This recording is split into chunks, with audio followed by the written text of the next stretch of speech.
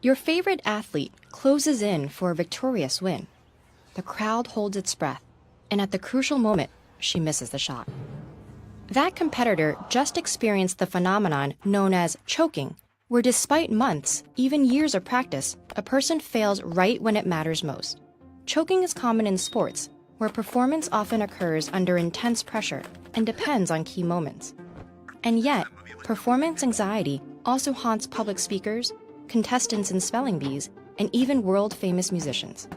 Most people intuitively blame it on their nerves, but why does being nervous undermine expert performance?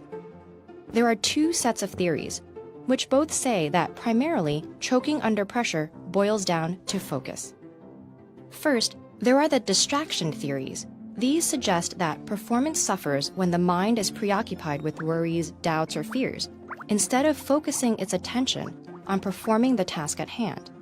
When relevant and irrelevant thoughts compete for the same attention, something has to give. The brain can only process so much information at once.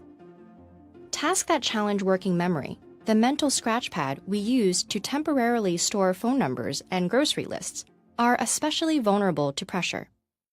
In a 2004 study, a group of university students were asked to perform math problems, some easy, others more complex and memory-intensive. Half the students completed both problem types with nothing at stake, while the others completed them when calm and under pressure. While everyone did well on the easy problems, those who were stressed performed worse on the more difficult memory-intensive tasks. Explicit monitoring theories make up the second group of explanations for choking under pressure. They're concerned with how pressure can cause people to overanalyze the task at hand. Here, the logic goes that once a skill becomes automatic, thinking about its precise mechanics interferes with your ability to do it. Tasks we do unconsciously seem to be most vulnerable to this kind of choking.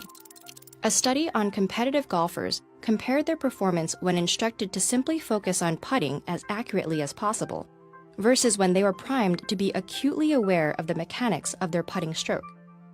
Golfers usually perform this action subconsciously, so those who suddenly tuned in to the precise details of their own moves also became worse at making accurate shots.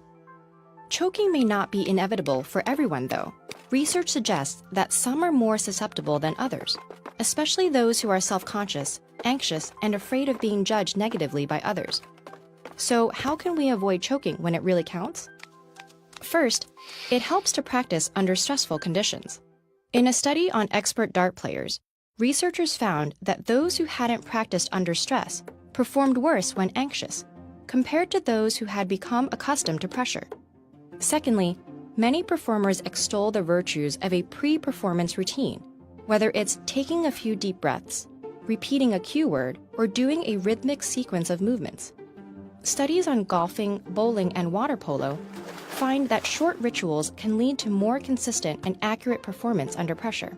And thirdly, researchers have shown that having an external focus on the ultimate goal works better than an internal focus, where someone is tuned into the mechanics of what they're doing.